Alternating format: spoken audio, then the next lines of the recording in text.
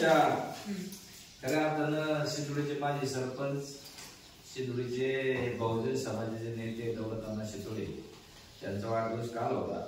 परंतु काल सुट्टी आपल्या शाळेला आणि ती वाढदिवस म्हणजे काही मुलं काही मुली अशा शाळेत त्यांनी दत्तक घेतलेले आहेत.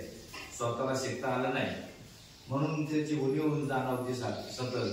म्हणून दौलतनानांनी खऱ्या अर्थानं की जे जे उपक्रम आपल्याला मुलांच्या बाबतीत राबवत येते ते राबवण्याचा त्यांचा छंद आणि मानस आहे.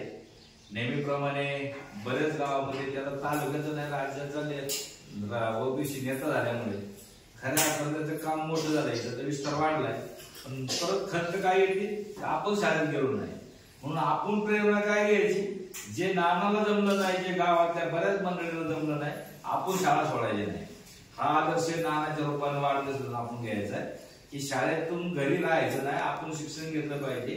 शिक्षण घेतल्यावर आपल्याला आपल्या गावचा राज्याचा देशाचा विकास करता येतो.